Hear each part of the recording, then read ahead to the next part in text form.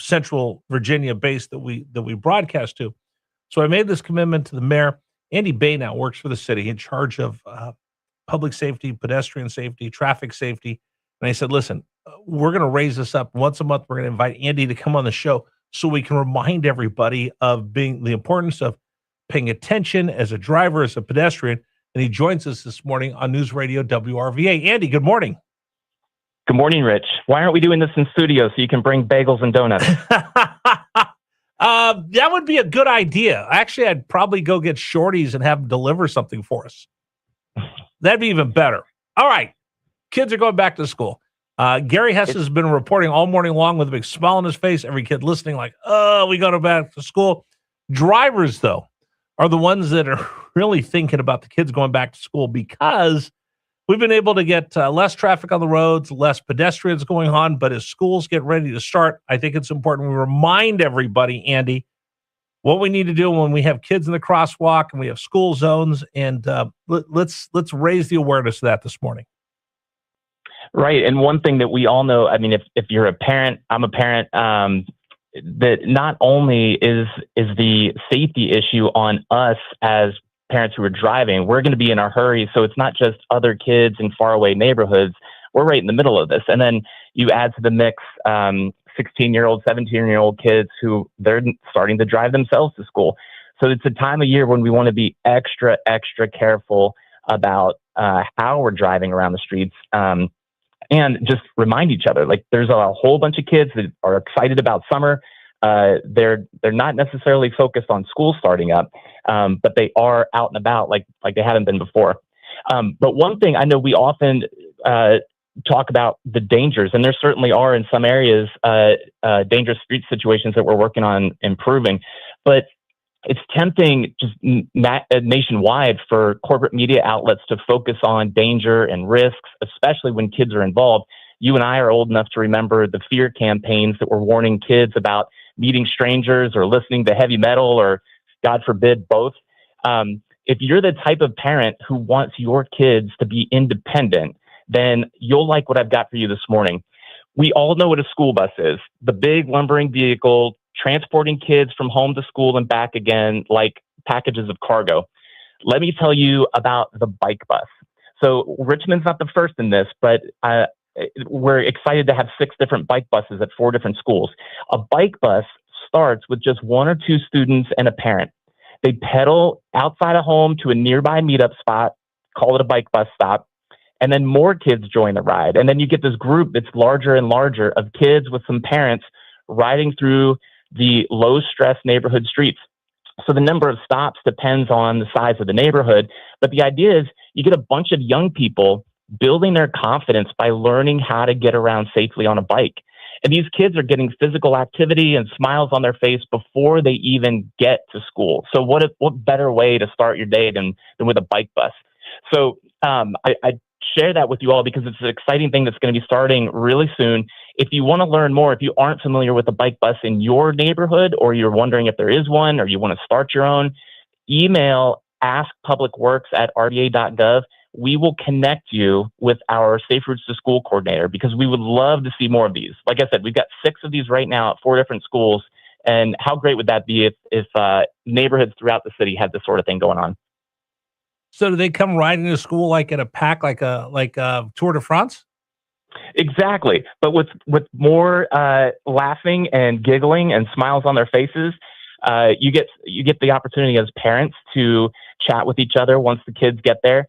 And we know across the United States, one of the things that health professionals have been warning us as adults about is that we as adults are not getting nearly enough physical activity. But even worse, our kids aren't getting nearly the amount of physical activity they need. And that's not just like gym class exercise or when you get older, lifting weights. It's all the day-to-day stuff. We don't walk enough. We don't ride bikes enough. And so this is a great opportunity, a bike bus, to help kids form healthy habits at a really young age. And so then as they get older, not only are they getting a lot more physical activity than most Americans are getting, but by the time they get to school, or by the time they get older to become teenagers and adults, they've realized, oh, I know how to get around confidently. Their parents can realize, oh, my kids are good to be independent. They can get themselves to the pool. They can get themselves to the park, to a friend's house on 2 wheels, which we all know reduces the number of car trips, which makes the street safer for everyone. Also teaches them traffic safety, I suppose? Exactly. So some of these bike buses, I tag along with last year, and I'm going to do the same thing in the coming weeks, and we will certainly be publicizing this. You'll see how a couple of parents will make sure that they lead the pack. They're making sure that drivers are alert because, as we all know, many people are not yielding to people at crosswalks. Remember, it's Virginia state law. If you come up to a crosswalk and someone's trying to cross, you as the driver must stop and let those people cross.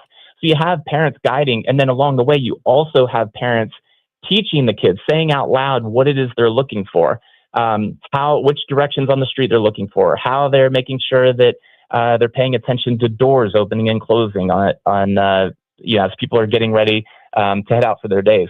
So it's a really good learning experience, but it's in a fun, lighthearted way. And like I said, it's low stress streets in neighborhoods because for the most part, that's where our schools are. So you're not putting them on what? You're not putting them on Broad. No. Exactly. Yeah. That's the Broad Street are the areas where we're working the most with our engineering enforcement. But for these bike buses, we're talking through your neighborhood. We're talking streets. through your neighborhood. We're not talking 4-lane roads, right? Right. Exactly. Okay. Good. Exactly. Okay. That makes me feel a little bit better. But I also want to talk about when your kids are walking to school in the morning. I know a lot of parents will drop their kids off. We'll talk about that for just a second. But what are things we need to remind kids as they're walking to school for the very first time, and mom and dad aren't going to be standing there with them because they got to get to work? Right. And we've got to remember as drivers moving, we're all pedestrians at some point. Even if you never ride a bicycle, the moment you get out of your car, you're a pedestrian and you're walking. So when you're in these moments, when you're driving, and again, especially around schools or parks or places where kids are going to be, you've got to remember that children are shorter.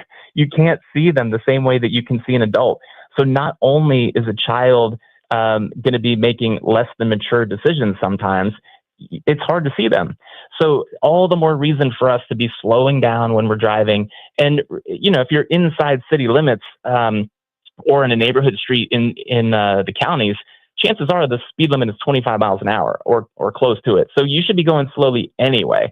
And then if you're a parent teaching your kids to walk, by all means, teach them the good habits of looking both ways. Don't provoke people that are in cars. Don't dart out. Don't dart out. Traffic. Yeah, don't dart into traffic. And I see that all the time, especially around schools. Oh, I see my friend over across the street. They dart between 2 parked cars, and all of a sudden, tragedy can happen because they weren't thinking of the car. They just saw their buddy across the way or their favorite person in class. They wanted to run over there to see him as quick as they can. They dart between 2 cars.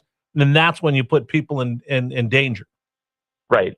And so we want to continue teaching kids how to move around safely and be aware of their surroundings. At the same time, as adults, we're talking about kids. And we know that even teenagers and young adults are not always making the most mature decisions. And so when we're operating heavy, powerful vehicles that are capable of all kinds of damage, we've got to be extra, extra careful about our surroundings and making sure that we're doing our part to keep kids safe. Again, kids are going back to school this week. Something to think of. Slow down. Give yourself a couple extra minutes. Because, Andy, right now, boom, boom, boom. People get to work. There's not school buses. There's not kids. There's not bikes. Traffic is a lot lighter during the summer. Now people are back from vacation. And before you know it, parents are going to be dropping off their kids in Caroline, which means extra traffic. I know there's a couple places that I'll drive by, and it's kind of a pain in the rear end because of the car lines. This is true. And here's one way that we want to help make those car lines easier for the people that have to drive and they just don't have an option. We want to make it so convenient and safe and comfortable and inviting to ride bikes or walk to school that fewer people need to use the car lines. So one way that we're getting the word out is we're partnering with the Richmond and Henrico health districts on some education and social media campaigns. We know that in the engineering and city planning community, people are familiar with the term Vision Zero, but we're teaching people Vision Zero is built on this simple belief that traffic crashes are preventable, that no death or serious injury is acceptable. And so that starts with, if you're driving through space, you've got to slow down because speed is the critical factor in crashes.